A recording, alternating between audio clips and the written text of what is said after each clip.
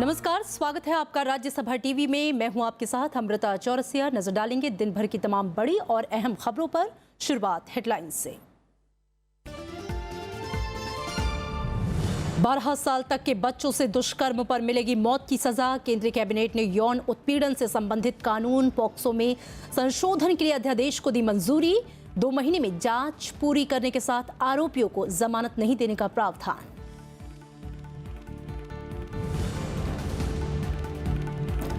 ₹100 करोड़ से अधिक की धोखाधड़ी कर विदेश भागने वालों की खैर नहीं। कैबिनेट ने भगोड़ा आर्थिक अपराधी अध्यादेश 2018 को दी मंजूरी। आरोपियों की संपत्ति नीलाम कर नुकसान की होगी भरपाई।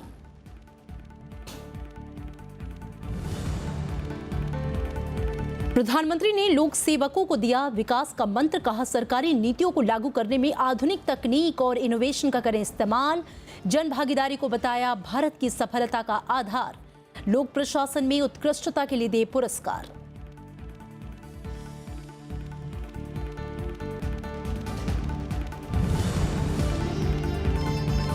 ऑनलाइन विवादों के निपटारे के लिए उपराष्ट्रपति का फास्ट ट्रैक व्यवस्था पर जोर। ऑनलाइन विवाद निपटारा तंत्र पर पहले राष्ट्रीय सम्मेलन में कहा, प्रत्यक्ष विदेशी निवेश में बढ़ोतरी के लिए विवादों का जल्द समाधान जरूरी।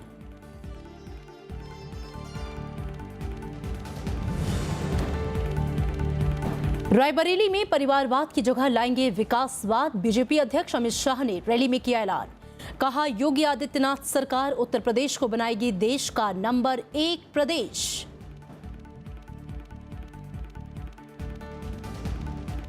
और खबरें विस्तार से। देश के अलग अलग हिस्सों से बच्चों के साथ हुई दुष्कर्म घटनाओं को लेकर आज सरकार की ओर से एक बड़ा फैसला किया गया। केंद्रीय मंत्रिमंडल की बैठक में बच्चों को यौन अपराधों से संरक्षण देने वाले कानून यानी कि पॉक्सो में संशोधन को मंजूरी दी गई। आधिकारिक सूत्रों के मुताबिक इसमें 12 साल तक के बच्चों के साथ रेप के दोषियों को फांसी की सजा देने समेत कई संशोधन पर मुहर लगा दी गई है। सरकार ने कानून में संशोधन के लिए अध्यादेश लाने का फैसला किया है। केंद्रीय मंत्रिमंडल ने पॉक्सो एक्ट में संशोधन के लिए अध्यादेश को मंजूरी दे दी है। इसमें 12 साल तक के बच्चों के साथ रेप के मामले में मौत की सजा का प्रावधान है। वहीं 16 साल तक की लड़कियों के साथ रेप के मामले में 20 साल तक या अधिकतम आजीवन कारावास की सजा दी जाएगी। बच्चों के साथ दुष्कर्म के मामलों की जांच 2 महीने में पूरी की जाएगी। साथ ही ऐसे मामलों में आरोपियों को जमानत नहीं मिलेगी। अध्यादेश के लिए भी भारतीय दंड संहिता, साक्ष्य संहिता, CRPC और पॉक्सो कानून में संशोधन की जरूरत होगी। राजनीतिक दलों और सामाजिक संगठनों ने पॉक्सो कानून में संशोधन का स्वागत किया है। यूनियन कैबिनेट के द्वारा लिया गया यह निर्णय एक अध्यादेश लाने के लिए मैं मानता हूं पूरे देश की जनता और खासकर महिलाएं इस प्रकार की इस कदम की सराहना करेंगे। लेकिन सजा सख्त हो, जल्द हो, तुरंत हो और तत्काल निर्णय हो सके। फास्ट ट्रैक्स की जो कोर्स होते हैं उसमें I welcome this move and this was much needed. But in the same breath, I would like to say that we need fast track courts and implementation of the law, which is very, very necessary at this time. इससे पहले केंद्र सरकार ने शुक्रवार को एक जनहित याचिका के जवाब में सुप्रीम कोर्ट में रिपोर्ट सौंपी थी, जिसमें केंद्र ने सुप्रीम कोर्ट को बताया था कि पॉक्सो एक्ट में संशोधन की प्रक्रिया शुरू कर दी गई है, जिसमें दोषियों को अधिकतम दंड के तौर पर मौत की सजा दी जा सकती है। Protection of children from sexual offences act यानी पॉक्सो के तहत बच्चों के साथ यौन अपराध और छेड़छाड़ के मामलों में कार्रवाई की जाती है। ये कानून बच्चों को यौन उत्पीड़न, दुष्कर्म और पोर्नोग्राफी जैसे गंभीर अपराधों से सुरक्षा प्रदान करता है। 18 साल से कम उम्र के लड़के और लड़की के साथ किसी भी तरह का यौन दुर्व्यवहार इस कानून के दायरे में आता है। 2012 में बनाए गए इस कानून के तहत अलग अलग अपराध के लिए अलग अलग सजा तय की गई हैं। इसमें 5 साल से लेकर उम्र कैद की सजा और जुर्माना का प्रावधान है। ऐसे मामलों की सुनवाई विशेष अदालत में होती है। रविंद्र सिंह शौरान, राज्यसभा टीवी। और केंद्र सरकार ने आर्थिक अपराध करने के बाद देश छोड़ने वालों पर नकेल कसने के लिए अध्यादेश लाने का फैसला किया है। प्रधानमंत्री नरेंद्र मोदी की अध्यक्षता में हुई कैबिनेट की बैठक में भगोड़ा आर्थिक अपराधी अध्यादेश 2018 को मंजूरी दी गई। भगोड़ा आर्थिक अपराधी विधेयक 2018 को बजट सत्र के दौरान 12 मार्च को लोकसभा में पेश किया गया था, लेकिन कई मुद्दों पर विपक्ष के गतिरोध की वजह से विधेयक पारित नहीं हो सका। भगोड़ा आर्थिक अपराध में उन अपराधों को शामिल किया गया है जिनमें कानूनी कार्रवाई और गिरफ्तारी से बचने के लिए आरोपी विदेश भाग जाते हैं। अध्यादेश में ऐसे प्रावधान किए गए हैं जो उन आर्थिक अपराधियों पर लागू होंगे जो विदेश भाग गए और भारत लौटने से इनकार करते हैं। ये प्रावधान 100 करोड़ रुपए से अधिक की धोखाधड़ी करने वाले उन डिफॉल्टरों पर लागू होगा जिनके खिलाफ गिरफ्तारी वारंट जारी किया गया है। कोर्ट से भगोड़ा घोषित किए जाने के बाद ऐसे आरोपियों की पूरी संपत्ति जब्त कर नीलाम की जाएगी, साथ ही उनकी बेनामी संपत्तियां भी जब्त कर ली जाएंगी। आर्थिक अपराधियों के मामले में सुनवाई मनी लॉन्ड्रिंग कानून के तहत होगी। शराब कारोबारी विजय माल्या और बैंकिंग घोटालों को अंजाम देने वाले नीरव मोदी का मामला सामने आने के बाद सरकार बजट सत्र में ही कानून लाना चाहती थी। ये लोग बैंकों का करोड़ों रुपए लेकर विदेश भाग गए। ऐसे में अध्यादेश से डिफॉल्टरों की संपत्तियों की नीलामी के जरिए नुकसान की भरपाई में मदद तो मिलेगी ही, साथ ही भविष्य में ऐसे अपराधों पर नकेल कसी जा सकेगी। राष्ट्रपति से मंजूरी मिलने के बाद यह अध्यादेश लागू होगा।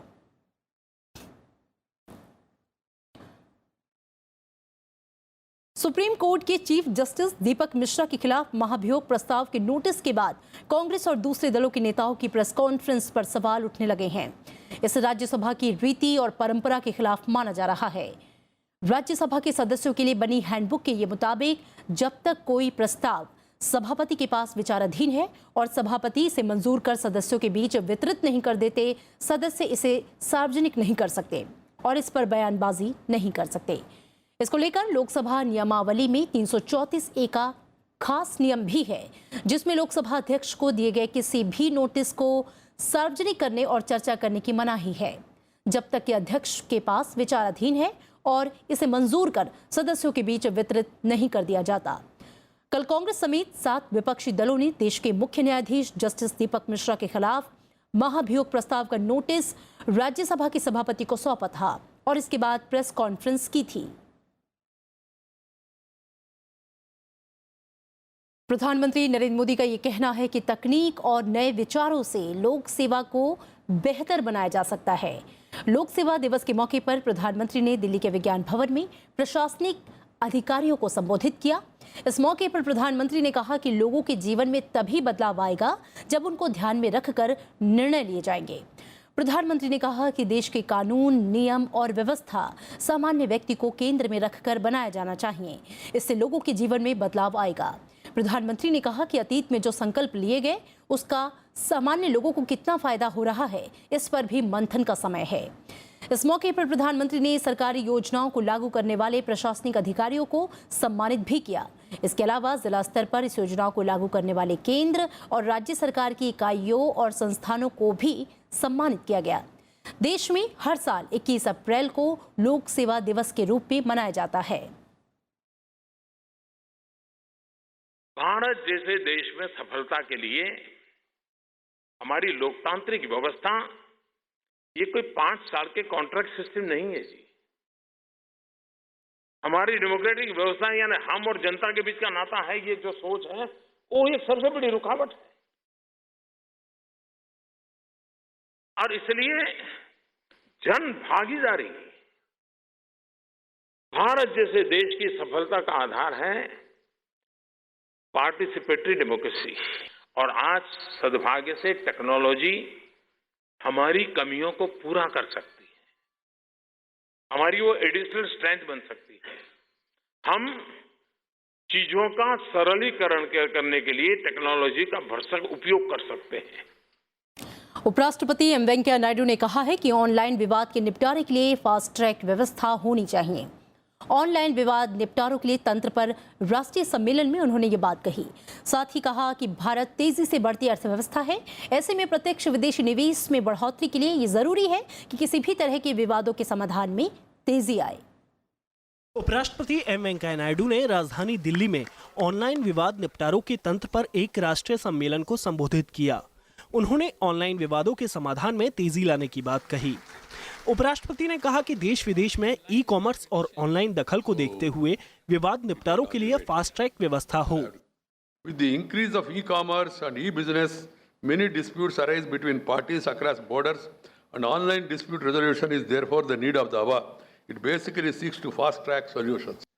उन्होंने कहा कि जीएसटी और विमुद्रीकरण जैसे बड़े आर्थिक सुधारों के फैसले से अर्थव्यवस्था को मजबूती मिली है। हालांकि संसद में बैंकिंग क्षेत्र में कथित अनियमितता के विषय पर चर्चा न हो पाने पर उपराष्ट्रपति ने नाखुशी जताई। उन्होंने प्रत्यक्ष विदेशी निवेश में बढ़ोतरी के लिए विवाद निपटारों के लिए बेहतर तंत्र पर जोर दिया। In order to ensure speedy resolution of commercial disputes and facilitate effective conduct of international and domestic disputes, it is necessary to adopt various dispute resolution mechanisms. This shall also encourage foreign investments, because now we have thrown open FDI is allowed everywhere, and also you have gone for a PPP model, public-private partnership also. You are also creating SPVs, special purpose vehicles, in the smart cities and other projects also. उपराष्ट्रपति ने कई अहम योजनाओं पर अमल के आड़े आने वाली मुश्किलों से निजात के लिए बेहतर तंत्र बनाने पर जोर दिया।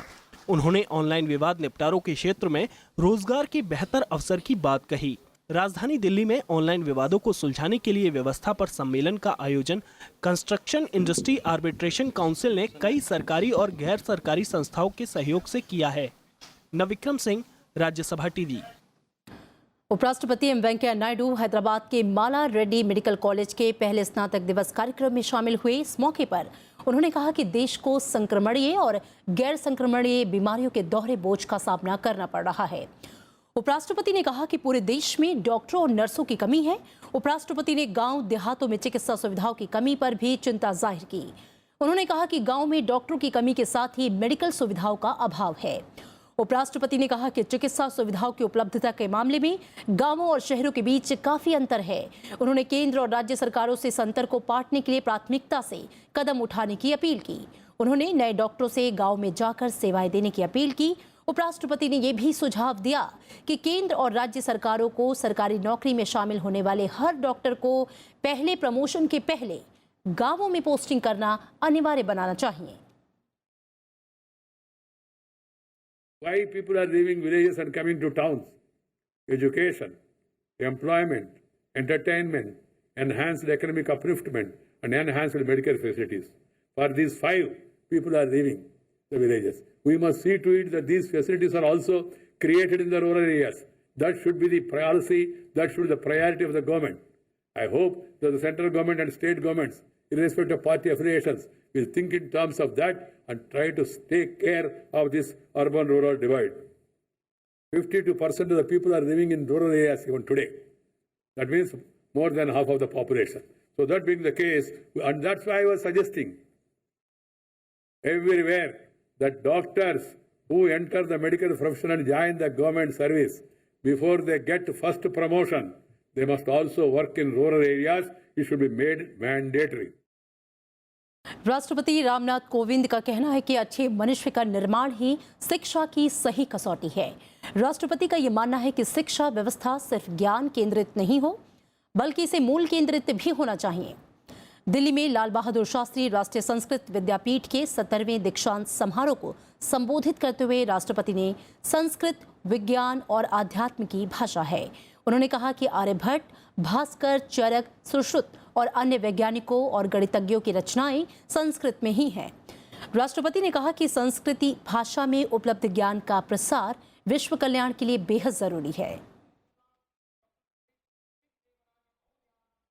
अच्छे मनुष्य का निर्माण करना शिक्षा की असली कसौटी होती है। यह आवश्यक है कि शिक्षा व्यवस्था मूल्य केंद्रित हो, न कि केवल ज्ञान केंद्रित। शिक्षा का प्रमुख उद्देश्य है व्यक्ति का संवेदनशील और चरित्रवान बनता है कि संस्कृत भाषा में भारत की आत्मा परिलक्षित होती है। संस्कृत भाषा अनेक भारतीय भाषाओं की जननी। सबसे महत्वपूर्ण बात यह है कि संस्कृत भाषा में उपलब्ध ज्ञान को प्रसारित करना विश्व कल्याण के लिए आज बहुत प्रासंगिक है। और इसी के साथ यहाँ रुकेंगे एक छोटे से ब्रेक के लिए। आप देखते रहिए राज्यसभा टीवी।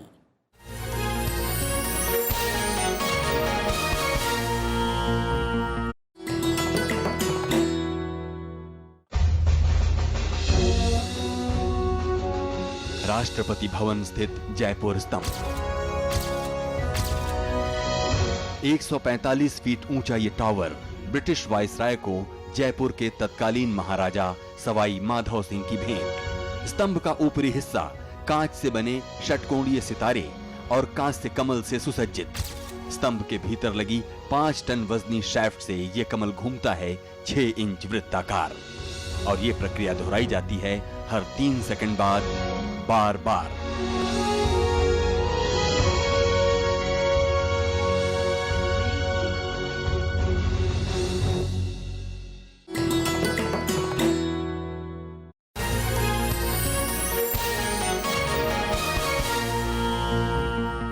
बीजेपी अध्यक्ष अमित शाह ने शनिवार को उत्तर प्रदेश के रायबरेली में रैली की। इस मौके पर कांग्रेस पर निशाना साधते हुए उन्होंने कहा कि रायबरेली ने सिर्फ परिवारवाद देखा है। रायबरेली में कांग्रेस नेता सोनिया गांधी का संसदीय क्षेत्र है। बीजेपी अध्यक्ष अमित शाह ने कहा कि रायबरेली की जनता ने हमेशा से कांग्रेस के वरिष्ठ नेताओं को वोट दिया, लेकिन कांग्रेस की बागडोर संभालने वाली गांधी परिवार ने रायबरेली के विकास की हमेशा उपेक्षा की। उन्होंने रायबरेली को आदर्श निर्वाचन क्षेत्र बनाने का भी वादा किया। इस मौके पर उन्होंने राज्य की योगी आदित्यनाथ सरकार की भी सराहना की। अमित शाह ने कहा कि योगी आदित्यनाथ की सरकार उत्तर प्रदेश को देश का नंबर 1 राज्य बनाएगी। रायबरेली ने आजादी से अब तक परिवारवाद देखा है, विकास नहीं देखा है।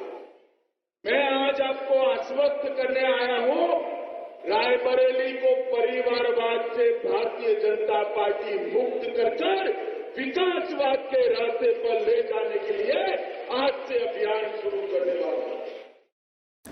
पंजाब के मुख्यमंत्री अमरिंदर सिंह ने अपने मंत्रिमंडल का आज विस्तार करते हुए 9 नए चेहरों को शामिल किया। इसके अलावा 2 महिला राज्य मंत्रियों का दर्जा बढ़ाया गया।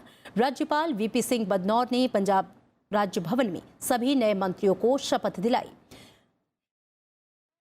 नए मंत्रियों में ओपी सोनी, सुखजिंदर सिंह रंधावा, सुखविंदर सिंह सरकारिया, विजय इंदर सिंगला, गुरप्रीत सिंह कांगड़ और बलवीर सिंह सिद्धू शामिल हैं। साथ ही राज्य मंत्री अरुणा चौधरी और रजिया सुल्ताना का कद बढ़ाकर कैबिनेट मंत्री का दर्जा दिया गया है।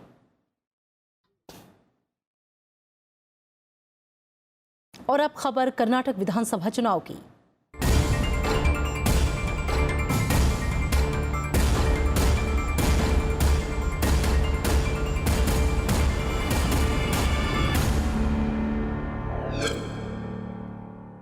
कर्नाटक विधानसभा चुनाव के लिए कांग्रेस ने चुनाव प्रचार के लिए देश के बड़े नेताओं की लिस्ट तैयार कर ली है, लेकिन स्टार प्रचारकों की संभावित सूची में स्वास्थ्य ठीक न होने की वजह से पार्टी के पूर्व अध्यक्ष सोनिया गांधी का नाम नहीं है।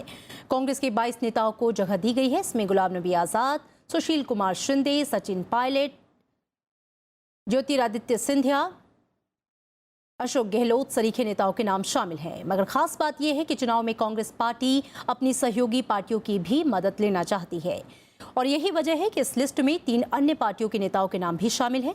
एनसीपी के अध्यक्ष शरद पवार, समाजवादी पार्टी के अध्यक्ष अखिलेश यादव और आरजेडी नेता तेजस्वी यादव के नाम भी इस लिस्ट में शामिल हैं।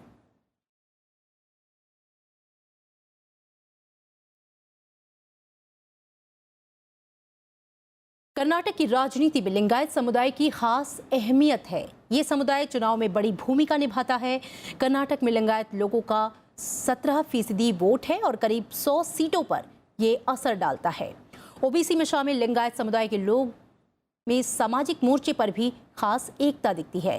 विधानसभा चुनाव को देखते हुए पिछले 1 साल से लिंगायतों को अपने पक्ष में करने को कांग्रेस और बीजेपी दोनों में होड़ मची हुई है। कर्नाटक की राजनीति, अर्थव्यवस्था और समाज तीनों में लिंगायत समुदाय का काफी महत्वपूर्ण स्थान माना जाता है। इसकी स्थापना 12वीं सदी में जिस स्थान पर हुई उसी बसव कल्याण नामक स्थान पर हम हैं और आपको दिखाने जा रहे हैं कि किस तरीके से समाज धीरे धीरे राजनीति में ताकतवर बना।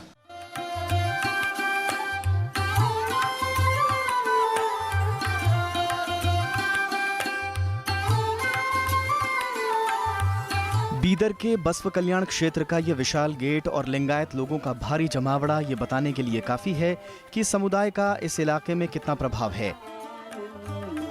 इसी इलाके में विश्व गुरु कहे जाने वाले बसवेश्वर यानी बसवन्ना ने लिंगायत पंथ की स्थापना 12वीं सदी में की थी। वैश्यों को बुलाया उन्होंने, वैश्य ये छोड़ो काम, ये छोड़ के जो है ना आप इधर काम करो। ये काम करने से आपको जो है ना मन को तृप्ति मिलता है। अगर इस जगत में कभी भी परिवर्तन वैश्यों को जो है ना मानव बनाया, उन्हें और समाज में लाया बोले तो बसवना है। लिंगायत लंबे समय से खुद को अलग धर्म का दर्जा देने की मांग करते रहे हैं और कर्नाटक की सिद्धरमैया सरकार ने विधानसभा चुनाव से ठीक पहले लिंगायतों को अलग धर्म का दर्जा देने की मांग मान ली और गेंद केंद्र सरकार के पाले में डाल दी। बीजेपी के मुख्यमंत्री पद के उम्मीदवार येदियुरप्पा इसी समुदाय से आते हैं, लेकिन अलग धर्म का दर्जा देने के मुद्दे को लेकर केंद्र में सरकार चला रही बीजेपी असहज है। सभी लिंगायत लोग कर्नाटक में ज्यादा है, इसलिए वो राजकीय लोग क्या करें, हमारे लिंगायत लोगों को ले तो हम हमारा पार्टी आता बोलकर ये हमारा लिंगायत के पीछे लगे राजनीति लोग। कांग्रेस ने पिछले चुनाव के मुकाबले इस बार लिंगायत समुदाय के 49 उम्मीदवारों को टिकट दिया है, जो पिछले चुनाव से 5 ज्यादा हैं। 2013 में कांग्रेस के 29 और बीजेपी के 16 विधायक लिंगायत समुदाय के जीते थे। इस बार लिंगायतों को अपने पक्ष में करने के लिए अमित शाह 10 लिंगायत मठों का दौरा कर चुके हैं। बीदर और दूसरे इलाकों में राजनेताओं में लिंगायत मठों का आशीर्वाद पाने की होड़ लगी है। एकता तो है हमारे देवस्थान में, मगर व्यक्ति कौन अच्छे है हम उनको ये करते हैं। हाँ, हम किसी राजकीय को संबंध नहीं, हमारे हम देवस्थान वाले किसी पॉलिटिक्स के संबंध नहीं है, हमको सब पार्टी वाले हमको होना। लिंगायत समाज राजनीतिक तौर पर भले ही बहुत ताकतवर हो, लेकिन ये अपने मठों को राजनीति से दूर रखते हैं। लेकिन इस बार बीजेपी और कांग्रेस दोनों ही मठों का समर्थन जुटाने में लगे हैं। अब देखना यह है कि लिंगायत समाज किसकी ओर रुख करेगा। इसी नाते तमाम राजनीतिक दलों के लोग उनको लुभाने में लगे हैं, लेकिन ये कहना कठिन है कि उनका झुकाव किधर होगा। हाँ, ये बात जरूर है कि अलग धर्म का मसला एक बड़ा चुनावी मसला बना हुआ है। कैमरामैन संजय के साथ Arvind Kumar Singh, Rajya Sabha TV, Bidar.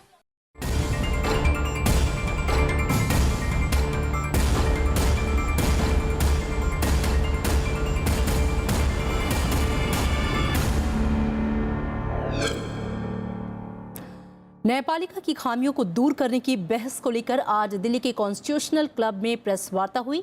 Concern citizen नाम से लोगों ने न्यायपालिका में भरोसा बढ़ाने के लिए कदम उठाने पर जोर दिया।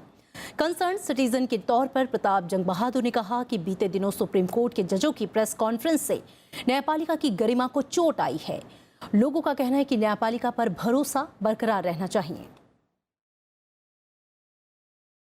फंडामेंटल रिस्ट्रक्चरिंग होना चाहिए जुडिशरी का, लोअर जुडिशरी से लेके हायर जुडिशरी तक। कैसे? मतलब वो जब तक मंथन नहीं होगा तो फिर मंथन से निकलेगा वो। आई मीन सोल्यूशन तो किसी के पास नहीं है अभी, क्योंकि बहुत कॉम्प्लेक्स चीज है ये। और विदेश मंत्री सुषमा स्वराज संघाई सहयोग संगठन की बैठक में शामिल होने के लिए बीजिंग पहुंच गई हैं। चीनी विदेश मंत्रालय में प्रवक्ता हुआ चुनिंग के मुताबिक विदेश मंत्री सुषमा स्वराज की यात्रा से दोनों देशों के बीच राजनीतिक विश्वास और बढ़ेगा।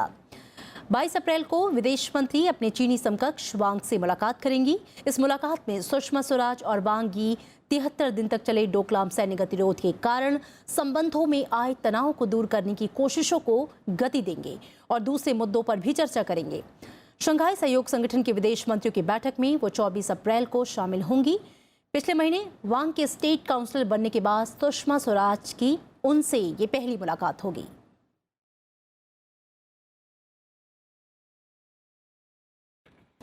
और वहीं रक्षा मंत्री निर्मला सीतारमण भी 23 अप्रैल से 25 अप्रैल तक चीन का दौरा करने वाली हैं।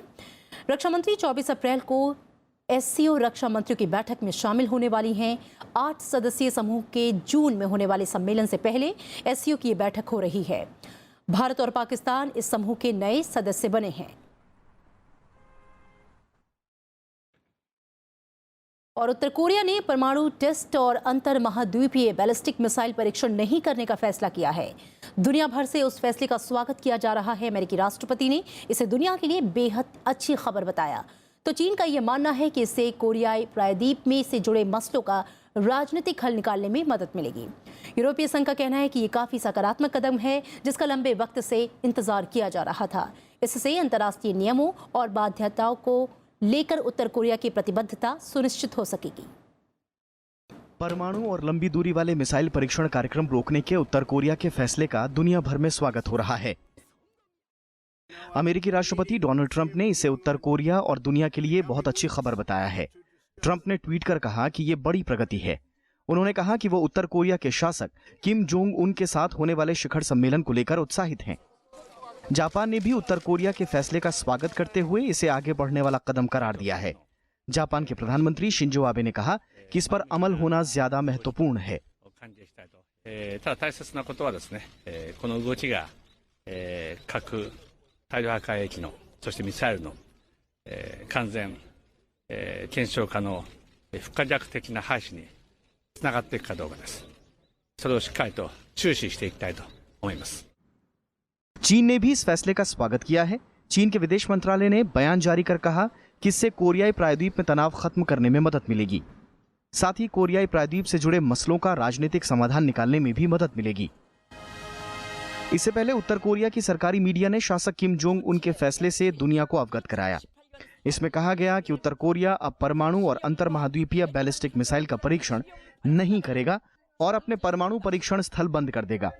उत्तर कोरिया की आधिकारिक कोरियन सेंट्रल न्यूज एजेंसी ने कहा कि राष्ट्रीय फोकस को बदलने और अर्थव्यवस्था में सुधार के मकसद से ये फैसला लिया गया है। अमेरिकी राष्ट्रपति डोनाल्ड ट्रंप के साथ किम जोंग उन की प्रस्तावित वार्ता से पहले आए इस फैसले को काफी अहम माना जा रहा है। अब दोनों के बीच बातचीत के सार्थक नतीजे निकलने की उम्मीद ज्यादा हो गई है। Bureau report, Rajya Sabha TV. और इसी के साथ इस बुलेटिन में मेरे साथ इतना ही। आप देखते रहिए राज्यसभा टीवी। नमस्कार।